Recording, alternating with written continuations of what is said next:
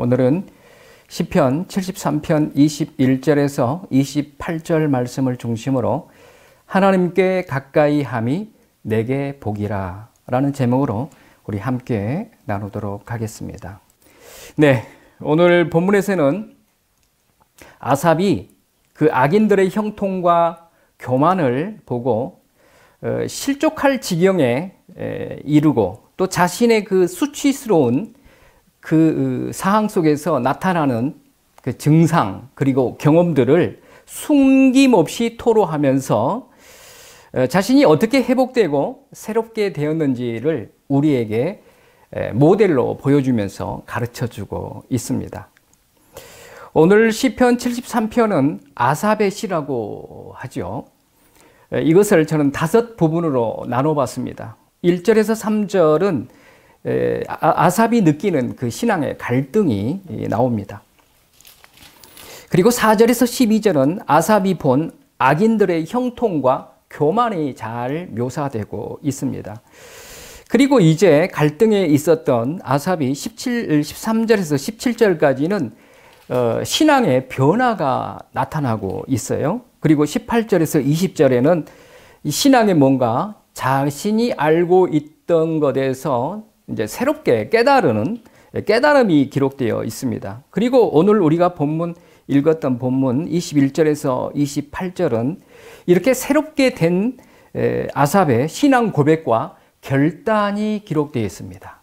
자, 여러분들 우리가 오늘 21절에서 28절만 읽었습니다만은 여러분들이 나중에 시간이 되시면은 73편 다 읽어 보십시오. 왜 그러냐면은 우리가 신앙생활하면서 어떤 갈등이 왜 일어나는지, 그리고 그 갈등 속에서 나는 어떻게 반응하는지, 그리고 그 갈등 속에서 어떻게 내가 변화를 받아서 깨닫고 하나님 앞에 새로운 신앙 결단을 하는지, 이 내용이 잘 기록되어 있습니다. 어쩌면 우리가 신앙생활하면서 이 본문의 말씀이 우리를 새롭게 하는데 많은 도움이 되리라 믿습니다. 자, 1절에서 3절은 아까 신앙의 갈등을 느꼈다고 그랬죠. 갈등이 나타나고 있습니다. 자, 그런데 여기서 여러분들 왜 아삽이 이런 시험에 갈등에 빠지게 됐는지, 그 원인이 무엇인지를 여러분들이 잘 볼 필요가 있습니다. 왜 그러냐면은 지금 현재 하나님을 믿는 그리스도인들이 이와 같은 아삽과 같은 그 시험에 잘 넘어지는 현상이 나타나기 때문에 그렇습니다. 자, 여기서 보면은요, 2가지 때문에 문제가 발생이 되죠. 첫 번째는 그 잘못된 사상입니다. 두 번째는 잘못된 시선이에요. 이 2가지가 이 본문에 나타나고 있습니다. 자, 잘못된 사상이라고 하는 것은 뭐냐면은 아삽의 그 복의 개념이, 아삽이 생각하는 복은 이런 것이야 라고 하는 자기 머리에 이렇게 완전히 개념으로 잡혀 있는 모습이 뭐냐면은 이 세상에서 형통하고 번영하는 것이 마치 복인 양 생각하고 있었습니다. 그리고 또 하나는 마음이 정결한 사람에게 하나님이 형통과 번영을 허락해 주신다라고 하는 이 생각으로 사로잡혀 있었습니다. 그러니까 이 생각 속에 자신이 생각하고 느꼈던 것이 진리인 것처럼 굳건하게 믿고 있었는데, 이 오늘 본문의 말씀 여러분들 4절에서 12절 보면은 악인들의 형통과 교만한 내용들이 쭉 나오죠. 이 내용을 본인이 기록하면서 그 내용 때문에 자기가 힘들어하고 시험 들었다는 것을 나타내고 있습니다.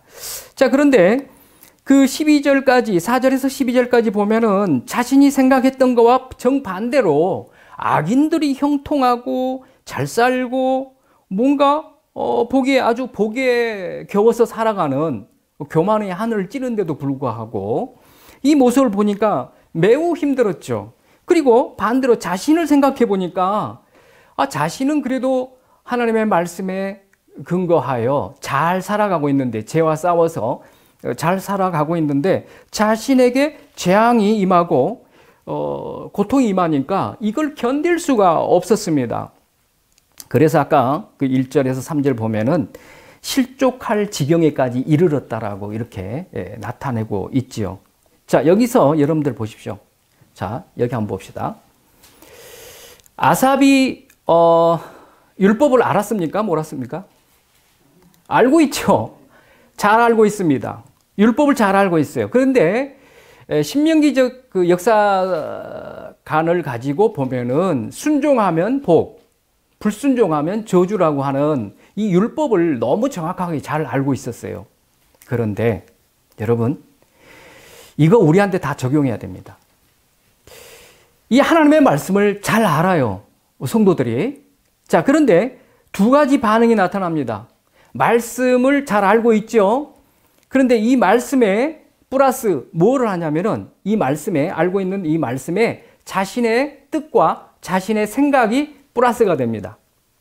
첫 번째는 말씀과 자신의 뜻과 자신의 생각이 플러스 돼요. 두 번째, 말씀에 하나님의 뜻과 하나님의 마음이 결합이 됩니다. 자, 그런데 우리가 다 이 아삽처럼 하나님의 말씀을 다 알고 있어요. 그런데 여러분들 보세요. 자기가 알고 있는 말씀에 자기의 생각, 자기의 뜻이 결합이 되니까 무슨 현상이 일어나죠? 오늘 이와 같이 아삽처럼 아니 저 엔수들이 왜 잘 살아? 망해야 되는 거 아니야? 징계받아야 되는 거 아니야? 하면서 질투하고 또 뭐래요? 정죄하고 판단하는, 그래서 내 마음이 아주 힘들어지는 이 증상이 말씀을 알고 있는데 그 말씀을 내 뜻과 내 생각에다가 결합시키니까 이런 증상이 나타난다는 거예요. 그런데 만약에 아삽이 이 신명기적 관점에서 왜 저렇게 악인들이 형통하지? 의인이라고 하는 우리는 왜 이렇게 힘들지? 그렇다면은 그 말씀에다가 하나님의 뜻과 하나님의 마음을 결합시켰다고 하면은 뭐가 나타날까요? 정죄, 비판이 나타나고 판단하고 짜증내고 그럴까요? 아, 저 악인들의 형통함 속에 하나님이 뭔가를 계획하고 계시고 하나님의 뜻은 분명히 종말의 때에 가서라도 반드시 이루어질 것이다 라고 하는 하나님 중심적으로 그 사항을 볼 수가 있습니다. 중요하죠. 여러분 보세요. 사실 이런 경우가 우리 주변에도 많습니다. 내가 하나님의 말씀을 잘 알아요. 예를 들어서 내가 만약에 저 사람을 미워했어요. 싸우진 않았어. 마음으로 미워했어. 근데 예수님은 미워하는 것도 살인죄라고 했습니다. 자, 그러면은 이 말씀을 압니다. 아, 내가 누구를 미워했으니까 내가 지금 살인했대. 그러면 내 생각과 하나님의 말씀과 내 생각을 거기다 결합을 시켰어요. 그러면은 그 미워했던 나 자신을 향해서 그 사람은 어떻게 판단할까요? 나는 죽었어. 나는 이제 징계감이야. 난 살인했잖아. 이렇게 해서 나를 정죄하거나 비판하거나 미워할 수 있습니다. 자, 그러면은 내가 다른 사람을 미워했을 때 하나님의 뜻과 하나님의 마음을 가지고 나를 바라보면은 어떨까요? 내가 죄란 것을 깨달았어요. 그런데 나를 정죄하고 비판하는 게 아니라 하나님이 이 말씀을 나한테 깨닫게 함으로 이 말씀을 통해서 내가 새롭게 되기를 원하시고 또 그렇게 투쟁하기를 기다리고 계시구나. 어쩌면 이렇게 생각할 수가 있다는 거예요. 같은 상황 속에서 말씀을 어떻게 적용하느냐에 따라서 나와 다른 사람에게 나타나는 증상은 엄청나게 다르게 나타날 수 있다. 오늘 아삽이 신명기적인 관점에서 율법을 알았어요. 그런데 자기 중심으로 거기에 자기 생각과 판단으로 보니까 이 지금 악인들 형통함을 보고 저들을 정죄할 뿐만 아니라 미워할 뿐만 아니라 내가 실족해서 넘어질 뻔했다라고 고백한 것처럼 자기 신앙에 위태로운 사태가 벌어집니다. 이게 실제 우리 그리스도인들에게 엄청 많이 나타납니다. 말씀을 안다고 해서 그 말씀이 나를 새롭게 하느냐? 그렇지 않다는 거예요. 말씀을 내 생각으로, 내 방법으로 적용해버리면 오히려 나를 죽입니다. 그렇지만 그 말씀 속에서 하나님의 뜻이 무엇인지, 그 말씀을 왜 나한테 듣게 하셨는지, 그리고 그 말씀을 따라 내가 어떻게 해야 될지를 안다고 하면은 하나님 측면에서 나를 보고 다른 사람을 보면서 그 환경과 여건들을 능히 대응해서 이길 수 있는 자세가 나옵니다. 오늘 이런 모습을 지금 정말 창피할 만한 모습이에요. 여러분들 이 73편에 아주 적나라하게 기록이 안 돼서 그렇지 사실 다른 시편의 기자들보다 아삽은 자기 모든 실체를 부족한 모습을 다 드러내고 있어요. 사실은. 여러분들 깊이 묵상해 보세요. 나 같으면 이렇게 이야기할 수 있을까? 이럴 정도로. 자, 이러한 잘못된 사상, 자기의 개념, 이 말씀에 관한 이런 부분들 때문에 이런 증상이 나타났다. 두 번째, 잘못된 시선이에요. 지금 여러분들이 1절에서부터 쭉 읽어보면은요, 이 아삽의 눈이 어디를 향하고 있는가 보세요. 첫째는 악인들을 향하고 있어요. 악인들의 죄, 악인들의 형통함, 악인들의 이 못된 모습들만 바라보고 있어. 그리고 악인들만 바라본 게 아니라 나를 바라보고 있어요. 나는 이런 상황 속에서 나는 이렇게 말씀을 지키면서 사는데, 정직하게 사는데 나는 왜 이렇게 고통당하는 거야? 그 고난의 의미를 전혀 모른 채 전혀 시선이 두 군데가 있죠, 지금. 이 악인들과 나라고 하는 존재만 바라보고 있어요. 누구를 지금 안 보고 있죠? 하나님을 안 보고 있는 거예요. 하나님의 시선으로 그 사항을 보거나 하나님의 시선으로 나를 봤을 때는 분명히 달라졌을 것입니다. 그런데 오늘 본문 뒤로 가면은요, 이게 바뀌어서 나옵니다. 그때 보도록 하겠습니다. 이와 같이 하나님을 보지 못하고 하나님의 뜻을 생각하지 못하니까 자꾸 세상을 보게 되고 자꾸 악인들의 형태를 보고 비판하고 정죄하고 손가락질하게 된다는 거예요. 그것이 나한테 무슨 도움이 됩니까? 내 신앙에. 예를 들어서 우리가 정치인들이나 기존 대통령이나 이전 대통령이나 현대 대통령이나 이런 모습들을 보면서 어찌 우리 마음에 합당하겠습니까? 한 이불을 덮고 자는 부부간에도 마음에 안 드는데, 그런데 그렇게 그걸 보면서 이 하나님의 그 뜻과 왜 이분을 이렇게 정치인으로 세웠는지, 그리고 하나님이 이를 향해서 뭘 하시고자 하는지 그 뜻을 가지고 봐야 되는데, 그런 사항을 보고 하나님을 봐야 되는데, 그러면은, 내가 우리 이 성도들은, 지금 현재 대통령이 잘못하고 있고, 정치인들이 지금 잘못하고 있으면은 저 자껏 이렇게 할 것이 아니라, 하나님이 왜 세웠고, 하나님이 이 가운데 뭘 지금 추진하며 끌고 가는지, 그런 차원에서 부족한 부분이 있으면 기도해 주는 거. 이게 진정한 하나님의 사람들이에요. 무슨 진보 보수 해가지고 여러분들 그래가지고 여러분들한테 10원 한 장 떨어지나요? 솔직히 제가 누구 막 어떤 정치인을 미워해가지고 엔수 막 이러면 저한테 100만 원이 떨어집니까? 저는 그런다고만 모르겠다. 아니 100만 원은커녕 10원도 안 들어와요. 왜 그 일을 합니까? 그렇게 하다 보니까 이 아삽처럼 나 죽겠네 이렇게 되어버리는 거예요. 이 아삽이 우리 신앙하고 비교됩니까? 대단한 인물인데도 불구하고 이렇게 넘어진 것은 이와 같은 삶을 살았기 때문에 그렇습니다. 그런데 우리 그리스도인들이 정치, 경제, 사회, 문화 보면서 얼마나 정지하는지 몰라요. 말씀을 들이대요. 또 말씀이나 모를까? 말씀을 아니까 말씀으로 들이대요.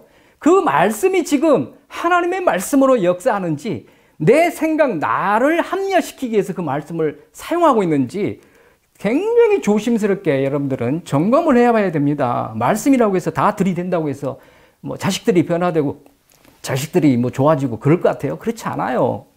그런데 지금 그리스도인들이 이 아삽과 같은 삶을 살아가고 있다는 거죠. 자, 이렇게 시험에 빠지게 되면 어떤 증상이 나타나죠?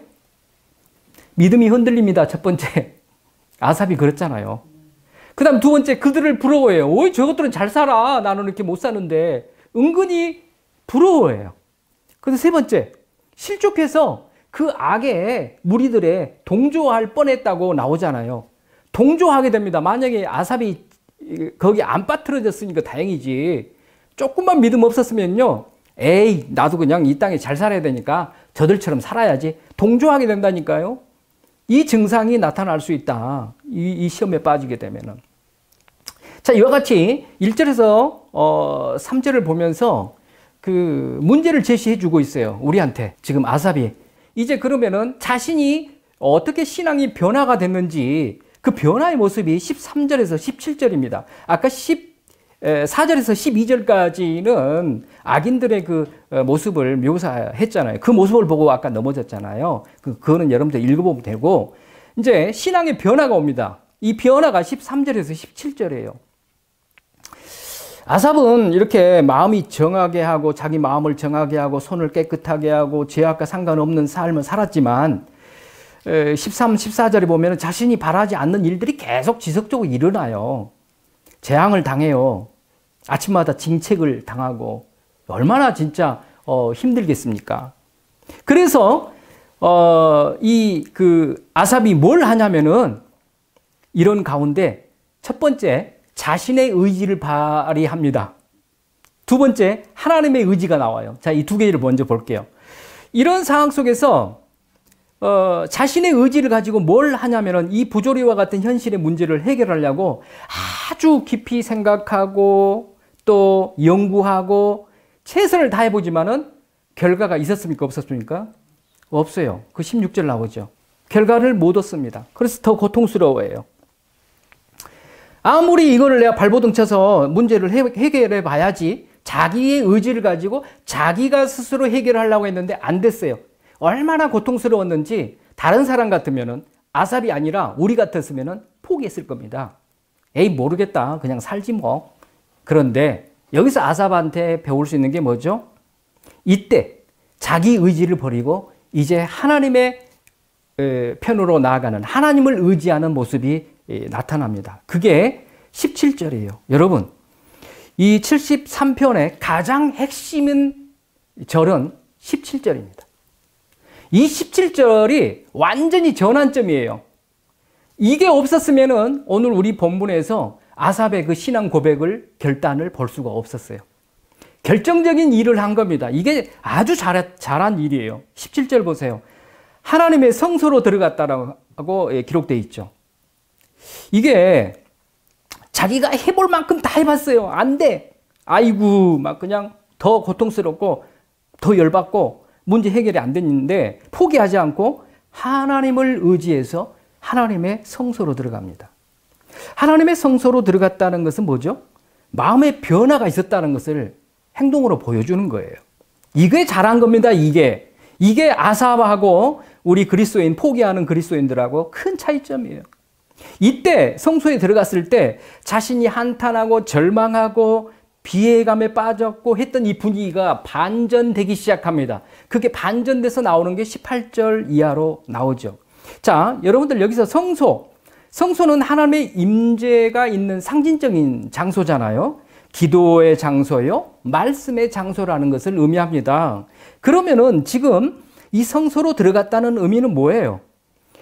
첫 번째, 하나님께 기도해서 하나님의 뜻을 발견하고 싶었다는 거죠. 내가 한번 해결해 보려고 했는데 안 되니까 이제 하나님 앞에 기도해서 이런 사항은 하나님의 뜻이 무엇입니까? 라고 깨닫고 싶어서 들어간 거예요. 두 번째, 악인의 형통이라는 현실에서 그 시선을 이제 거기에 집착하지 않고 자신의 태도를 돌이켜서 자신의 시선을 바꿔서 하나님께로 돌렸다는 거예요. 하나님의 거룩함, 악인의 더러움에서 하나님의 거룩함으로 태도를 바꿨다는 겁니다. 할렐루야. 이게 너무 중요한 일입니다. 여러분, 우리 주변에 또는 내 자신에 이런 더럽고 추한 것들이 있습니까? 그러면 어떻게 해야 돼요? 내 행동의 자세를, 내 시선을 이제 하나님께로, 하나님의 거룩함으로 돌리라는 겁니다. 이게 바로 진정한 회개입니다. 이게 진정한 회개예요.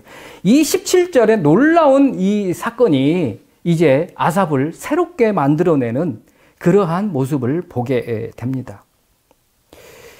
이렇게 돌림으로 인해서 자신이 그렇게 애쓰고 힘써서 풀어볼 문제들이 다 해결이 됩니다.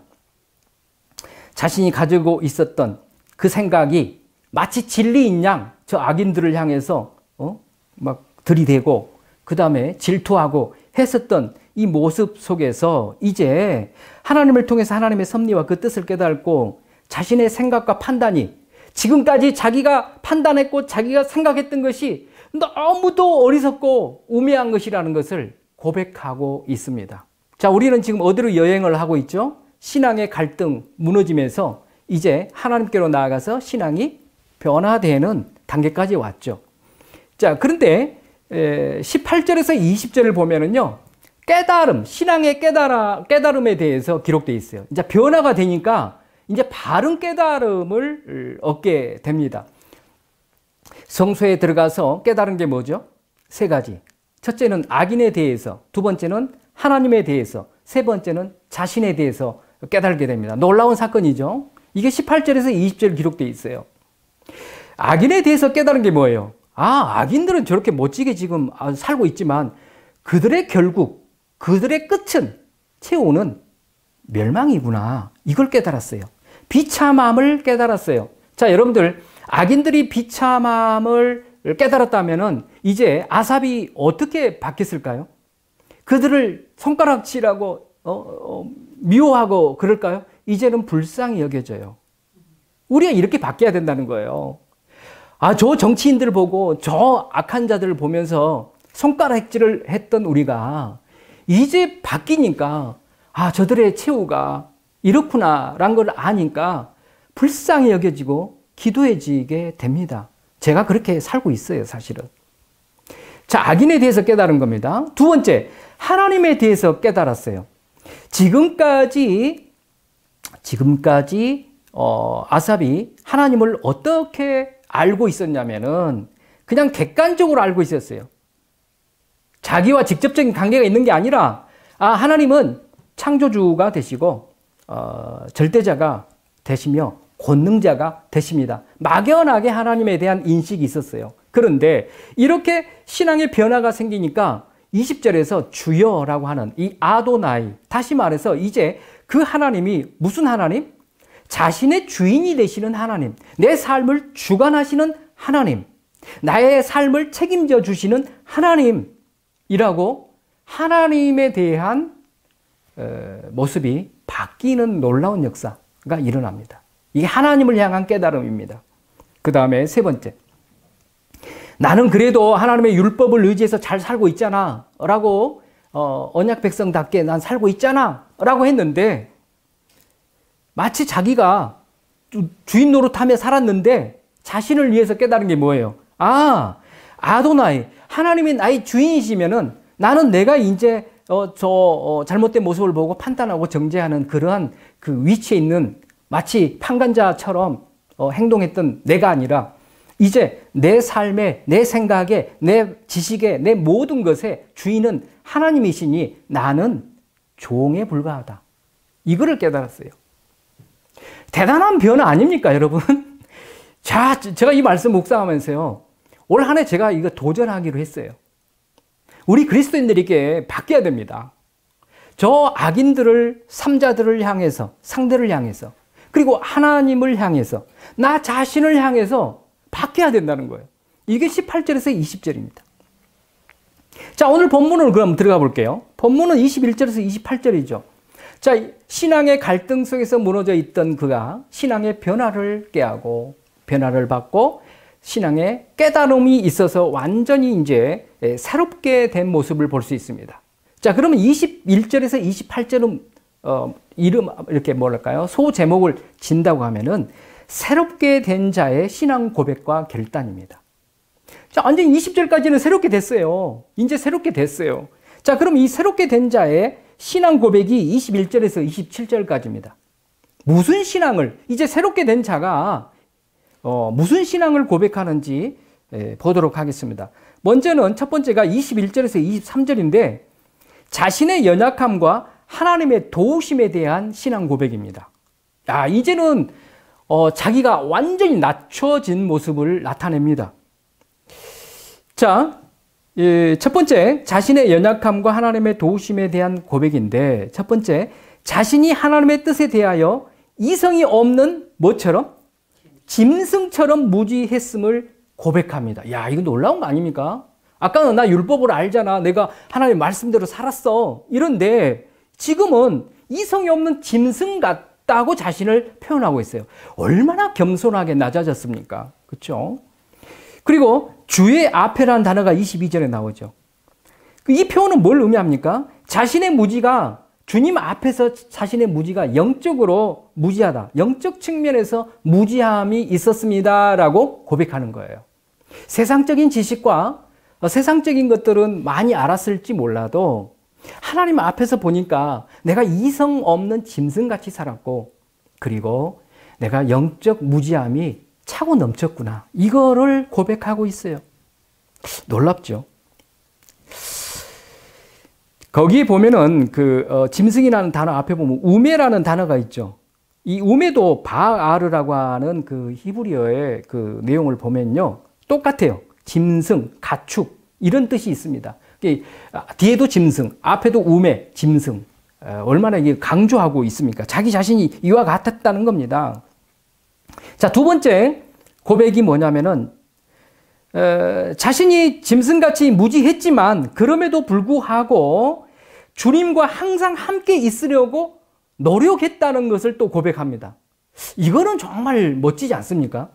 사실 우리가 막 가는 사람들처럼 말씀을 막 이렇게 들이대고 하는 사람이 사실 주님과 동행하는 삶을 찾아보기 쉽지 않습니다. 그런데 이 아삽은 내가 짐승 같은 무지 속에서도 나는 하나님을 놓지 않았다는 뜻이에요. 야, 이게 저는 도전이 됐어요. 우리가 좀 시험 들어서 힘들고 고통스럽고 어려움이 있을 때, 그때도 하나님은 우리와 함께하고 있기 때문에 놓지 않아야 된다는 거예요. 이거를 지금 잘 보여주고 있습니다. 비록 내가 죄 가운데 빠져 있다 할지라도, 무지함에 있다 할지라도 하나님을 항상 붙들고 가야겠다라는 이 마음은 절대 놓쳐서는 안 된다. 이 마음이 있을 때 세 번째, 하나님 어떻게 했습니까? 하나님의 의로운 오른손으로 붙들어 주셨다고 고백하고 있습니다. 어떤 사람을 붙들어 준다고요? 비록 우매하고 죄 가운데 있다 할지라도 나의 마음과 나의 뜻과 나의 생각이 늘 주를 향하고 있는 자, 지향성이잖아요. 방향성. 내가 죄 지어서 연약해서 지었지만 나는 그래도 하나님 붙듭니다. 이렇게 하나님을 좀 뻔뻔한 것 같지만은 그럼에도 불구하고 하나님을 붙드는 자에게 하나님이 의로운 오른손으로 붙들어 주셨다라고 고백하고 있습니다. 이렇게 하나님이 붙들어 주심으로 말미암아 우리가 영적 침체에서 일어날 수 있고 이길 수 있다라고 하는 것을 보여주고 있습니다. 이게 새롭게 된 자의 신앙 고백 중에 자신의 연약함과 하나님의 도우심에 대한 고백이었고요. 24절에서 27절 보면은 하나님께 대한 새로운 신앙 고백이 나옵니다. 하나님을 향한 신앙 고백. 24절 보세요. 하나님의 은혜에 대한 고백 두 가지가 나오죠. 이 하나님의 은혜에 대한 고백이 나오는데 그 은혜가 현재와 나중으로 두 가지로 나옵니다. 현재는 뭐죠? 지금 현재 내가 살아있을 동안 주의 말씀으로 나를 인도해 주신다. 뭘로? 주의 말씀으로. 주의 말씀으로 나를 인도해 주시는 그 은혜 때문에 이 모순적인 현실을 눈앞에 보고 있지만 그럼에도 불구하고 이제는 내가 좌우로나 치우치지 아니하고 의의 길로 가게 되었습니다. 라고 이렇게 고백하고 있는 겁니다. 자, 우리가 이렇게 이 땅에 숨이 있어서 살아가는 동안에도 하나님이 말씀으로 우리를 인도하고 계십니다. 이 말씀을 의지해서 그 은혜를 따라서 살아갈 때 우리는 좌우로 치지 않고 승리할 수 있다. 그 다음에 나중에 대한 그 은혜를 이야기하죠. 죽은 후 영광으로 영접하시는 은혜가 있다라고 고백합니다. 이는 육신의 죽음 이후의 시점을 가리키는 것으로서 종말론적 의미가 있습니다. 나를 영접하시리니 죽은 후에 이게 24절에 나오죠. 이 나를 영접하시리니 이 단어가 에녹이 하늘에 올라갈 때 데려가신, 에녹을 데려가신이라고 하는 이 단어와 똑같은 단어입니다. 나를 영접하시리니. 그리고 엘리야를 취하여 가신 이 단어도, 취하여 가신 이 단어도 나를 영접하시리니와 같은 단어예요. 그래서 아삽은 지금 뭘 의미하냐면은 에녹이 이 불의한 시대에 하나님과 동행해서 의를 지키며 살아갔던 그 에녹과 같이 내가 살기를 원합니다. 그리고 엘리야처럼 모든 사람들이 우상을 섬기고 악을 자행하는 가운데 하나님의 살아계심을 드러내고 믿음의 싸움을 싸워서 승리한 엘리야처럼 나도 살기를 원합니다. 그렇게 살아가는 나를 에녹과 엘리야처럼 들어 올리신 것처럼 나중에 내가 죽은 후에라도 나를 영광 가운데 영접해 주시옵소서라고 고백하는 거예요. 대단히 도전되지 않습니까? 이와 같이 이러한 하나님의 현재도 말씀으로 우리를 인도하고 그리고 우리가 죽은 이후에도 영광으로 우리를 영접해 주신다는 것을 우리가 안다고 하면은 이 땅에 고난이 있다 할지라도 우리 성도들은 능히 이 미래에 대한 이 확신 때문에 이 모든 고난을 이길 수 있다는 것을 가르쳐 주고 있습니다. 두 번째 하나님에 대한 고백이 25절에서 27절 나오죠. 자, 이렇게 하나님의 은혜의 그 힘을 얻어서 이제 뭐라고 고백합니까? 25절에 보면은 하늘에서는 주 외에 누가 내게 있으리요? 땅에서는 주밖에 나의 사모할 자가 없나이다. 할렐루야. 야, 정말 저는 이 25절 읽으면서 제 마음이 막 두근두근 해지더라고요. 하나님께서 하늘과 땅을 통치하시는 유일하신 절대 주권자이십니다. 그리고 환경과 조건을 넘어서 절대적으로 신뢰할 분이 하나님이십니다. 이 고백을 하는 거예요. 야, 이거 대단한 신앙 고백 아닙니까? 우리 이런 고백하면서 살아가야 됩니다. 하나님은 나에게 오직 유일하신 존재이시고 오직 신뢰해야 할 절대자 하나님 되십니다. 이 고백을 누가 할 수 있다고요? 이와 같이 변화되어서 하나님 앞에 깨닫고 돌아온 자가 신앙 고백을 할 수 있다는 것을 보여주고 있습니다. 자, 이 아삽을 통해서 우리가 이렇게 27절까지 봤는데요.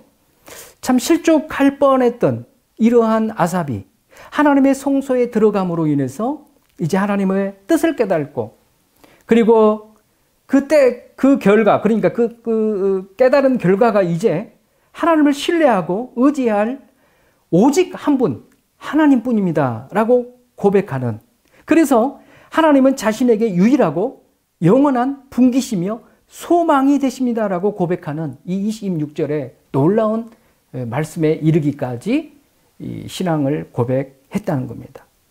여러분 이처럼 사람이 자기 스스로의 부족함 그리고 연약함을 제대로 인식하고 고백하게 될 때요. 첫 번째, 자신에 대한 그릇된 신뢰를 버릴 수가 있습니다. 여러분들 이 세상을 향해서 뭐 예를 들어서 정치를 향해서 아니면 뭐 교회를 향해서 누구를 향해서든지 이 패러다임으로 아주 그냥 강하게 자리 잡고 있는 이 생각들을 그릇된 믿음을 버리기 위해서는 이 오늘 아삽과 같이 자기의 스스로 나는 우매한 자다. 짐승과 같은 이런 것들을 부족함을 인식할 때 그것을 버릴 수가 있습니다. 두 번째, 이를 기초로 하나님을 전적으로 의지하는 바른 신본주의적 태도로 바뀔 수 있습니다. 이전에는 무슨 태도였죠? 17절 2절까지는 자기중심적 태도예요. 그러나 이제는 하나님 중심적 신본주의 태도로 바뀌었다는 거죠. 놀라운 역사가 지금 일어났습니다. 자, 이렇게 하나님을 향한 그 고백을 신앙 고백을 봤죠. 이제 마지막 오늘 우리 28절 보면은 이 새롭게 된 자의 신앙 결단이 나옵니다. 신앙 결단. 아, 정말 이 말씀 너무너무 좋아요. 28절 뭐라고 돼 있죠? 우리 아까 읽었죠. 하나님께 가까이 함이 내게 복이라. 내가 주 여호와를 나의 피난처로 삼아 주의 모든 행사를 전파하리이다. 아멘. 자, 보세요. 복의 그 사상, 아삽이 갖고 있던 복의 개념을 완전히 이제 새롭게 됐다는 것을 알 수 있죠. 아까는 이 땅에서 잘 먹고 잘 사는 것이 복인 줄 알았는데, 그리고 의인들이 복 받을 줄 알았는데, 이렇게 생각했던 그가 이제 하나님께 가까이 함이 진정으로 내 복이구나. 이 놀라운 고백이 일어나고 있습니다. 놀라운 고백. 자, 여기에 보시면은 28절에 보면은요. 하나님께라고는 하나님이 있죠. 이건 엘로힘입니다. 그리고 중간에 보면은 여호와를 나의 피난처로 삼아 그래. 여호와. 여기는 여호와 그대로 여호와를 가리키는 신명이죠. 그다음 뒤에 주의 모든 행사를 전파하리다. 아도나이. 야, 이거 진짜 이 그 28절 안에 하나님에 대한 이런 그 고백이 그리고 결단이 다 들어가 있죠.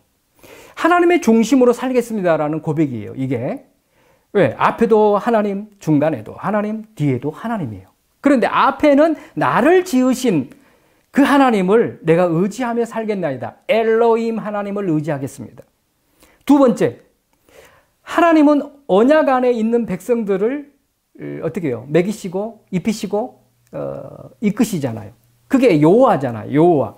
그러니까 이 고백을 하면서 나는 하나님의 언약 백성입니다. 이 단계까지 이른 거예요. 여호와를 고백하면서 내가 나의 피난처로 삼겠습니다. 이 말씀 속에 나는 하나님의 언약 백성입니다.